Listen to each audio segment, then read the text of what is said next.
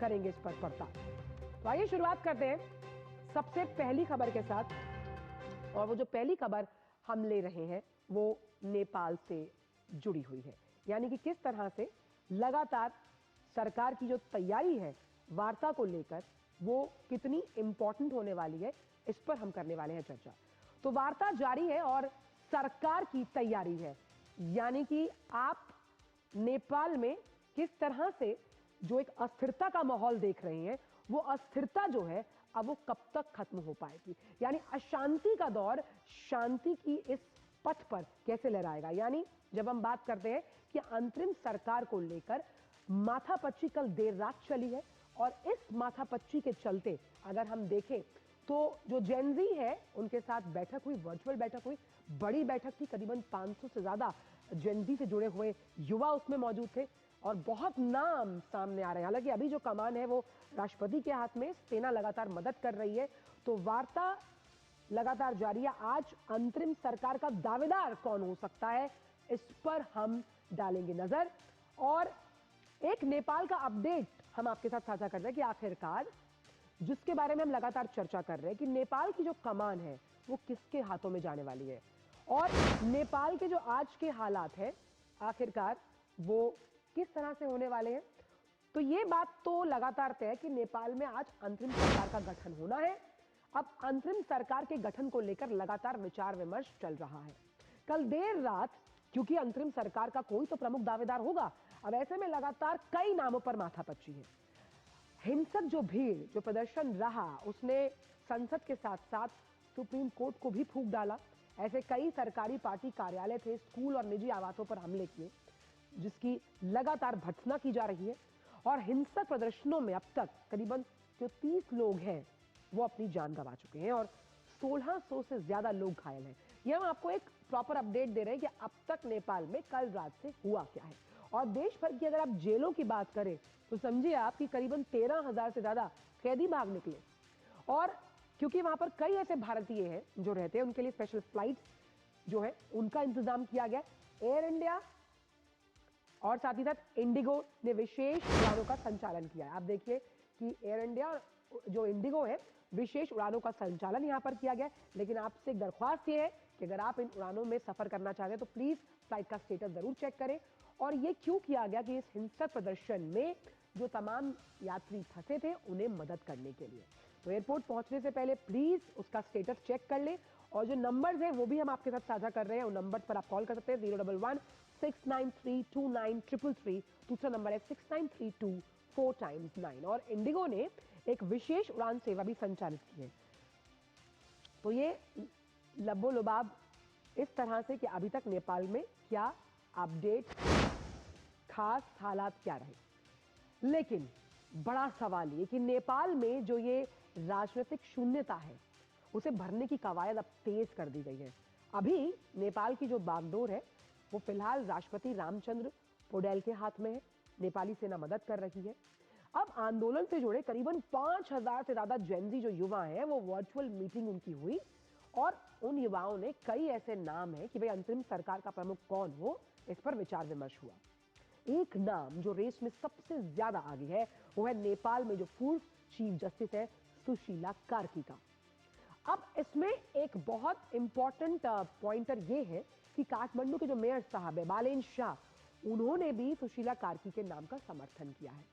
अब सरकार जब बनेगी अंतरिम, उसका काम क्या है, ताकि वो निष्पक्ष चुनाव कराए और देश को एक नया जनादेश दिया जाए। लेकिन ये समझना होगा कि आखिरकार सुशीला कार्की वो है कौन जिनका नाम लगातार लिया जा रहा है। सुशीला कार्की 1975 में बनारस हिंदू विश्वविद्यालय से पोस्ट ग्रेजुएशन किया। 7 जून 1952 को वो पैदा हुई थी। 1978 में त्रिभुवन विश्वविद्यालय से कानून की डिग्री उन्होंने हासिल की है। साथ ही राजनीतिक विज्ञान, पॉलिटिकल साइंस और लॉ का अध्ययन किया। उसकी अच्छी जानकार मानी जाती है। वकालत से ही उन्होंने अपने करियर का आगाज किया और 2007 की अगर बात करें तो सबसे पहले वो वरिष्ठ अधिवक्ता नियुक्त की गई। ये 2007 की बात है। फिर आया 2009 जहां सुप्रीम कोर्ट में एडहॉक न्यायाधीश के तौर पर उनकी नियुक्ति की गई। यानी लॉ सेक्टर से लंबा नाता रहा है।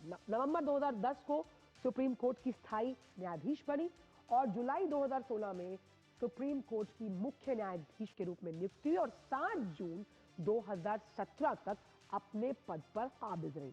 नाम और भी है, लेकिन फिलहाल रेस में सबसे आगे सुशीला कार्की, और वो कह भी चुकी है कि नेपाल में शांति, स्थिरता, स्थायित्व लाना इस वक्त प्रमुखता है, इस वक्त सबसे ज्यादा जरूरी है। तो नेपाल का अपडेट क्या चाहती है वहां की जेनजी, लेकिन एक और सवाल जो चीख कर अपने जवाब को खुद कह रहा है कि आखिरकार जिंदा हूं मैं।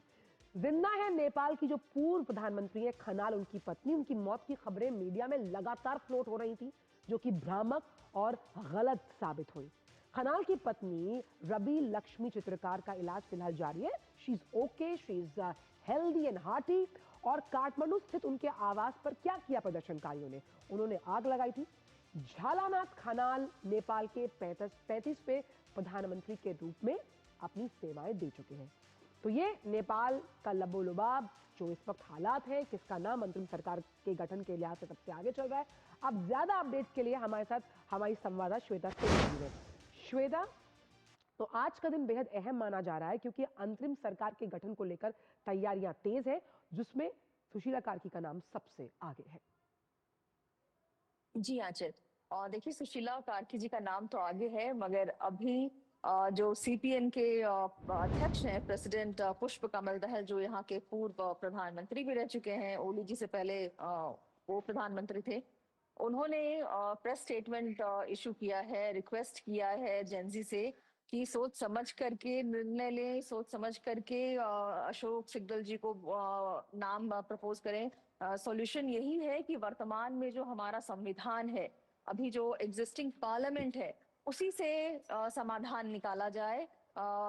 मैंने रादर देन एल्सवेयर कहीं आप नया नाम दे रहे हैं जिनको राजनीति का कोई तजुर्बा नहीं है, ना ही कोई वैसे नाम आप प्रपोज करें जो देश को आगे ले जा सकता है। बस कम उम्र होने से या फिर एक फील्ड में अव्वल होना देश को आगे ले जाना निर्धारित नहीं कर जी, पाएगा। तो उन्होंने रिक्वेस्ट किया है कि जेनजी सोच समझ के निर्णय ले और अभी के वर्तमान पार्लियामेंट से ही अवसर दिया जाए, मौका दिया जाए कि अंतरिम सरकार कोई बनाए और फिर चुनाव हो। तो ये उनकी जी, तरफ से रिक्वेस्ट आया। तो देखिए दावेदार पे दावेदार बढ़ते जा रहे हैं, जितना दिन सूरज चढ़ रहा है, नए नए चेहरे आ रहे हैं, नया नया नाम आ रहा है। तो हमें मैंने बहुत ही इंटरेस्टिंग होगा। और अभी राष्ट्रपति को फाइनल करना है, मगर अभी तक कोई नेपाल में बहुत यहाँ ज्यादा कोई नहीं है। मैं मतलब जी उठापटक है नेपाल की राजनीति में, लेकिन सवाल ये भी है श्वेता कि आखिरकार जेनजी की जो प्रमुख मांगे हैं, वो प्रमुख मांगे जिनको लेकर इतना बड़ा प्रदर्शन जो है वो किया गया, आखिर वो प्रमुख मांगे क्या हैं? जो लगातार जो आर्मी चीफ है, जब उनसे बात हुई और राष्ट्रपति पौडेल भी कह चुके हैं, वो मांगे आखिरकार क्या है? जी आंचल, देखिए यहाँ जो जेंजी कल रात को मिली है, लगभग 10,000 के करीब जेंजी इकट्ठा हुए थे जंगी अड्डा के बाहर। और वर्चुअल प्लेटफॉर्म से भी नेपाल आर्मी जुड़ी हुई थी, जेंजी से डिस्कॉर्ड प्लेटफॉर्म, ढेर सारे प्लेटफॉर्म है, उससे जुड़ी हुई थी। तो उनका पक्ष जानना चाह रहे थे। तो जो प्रमुख नाम आ रहा था वो सुशीला कार्की का इसलिए आ रहा था कि जेंजी यहाँ पे सोशल मीडिया पे कैंपेन भी खुद में चला रही थी कि आप बालन शाह का नाम अभी ना बोलें फॉर अंतरिम सरकार, क्योंकि अंतरिम सरकार में अगर बालन शाह बन जाते हैं तो जब चुनाव होगा तो वो फिर उसमें हिस्सा नहीं ले पाएंगे। तो इसलिए अंतरिम चुनाव में, अंतरिम सरकार में ऐसे किसी इंसान को बना दिया जाए जो फिलहाल स्थिति को संभाल ले। भविष्य के चुनाव के लिए हम अच्छे चेहरों को लाएंगे जो कि देश को आगे ले चले। तो जैसे अभी अच्छे चेहरों में कई चेहरे हैं, जैसे आप मैं बालन शाह का नाम ले रही हम्म। हूँ। धरान के जो मेयर है हरक समपिंग, उनका नाम आ रहा है। फिर जो ऑलरेडी करप्शन चार्जेस में फंसे हुए थे रवि लांछने, वो भी हम्म। युवा नेता रहे हैं। अलग बात है, लोग बहुत सारे उनके पक्ष के लोग एलिगेट कर रहे हैं कि उनको फंसाया गया है, मगर सच क्या है वो तो सुप्रीम कोर्ट तय करेगी। हम लोग एक बस बहुत एक छोटी साक्षी हो सकते हैं। एक छोटी सी जी चीज आपसे जानना चाहूंगी, क्योंकि हम लगातार अंतरिम सरकार की बात करें, लेकिन अंतरिम सरकार की जिम्मेदारी बहुत होने वाली है, क्योंकि जिस भ्रष्टाचार की दीमक से जो राजनीति नेपाल की ग्रसित पाई गई है, उसे हटाना, और कुछ ऐसा ही हमने बांग्लादेश और श्रीलंका में भी देखा था।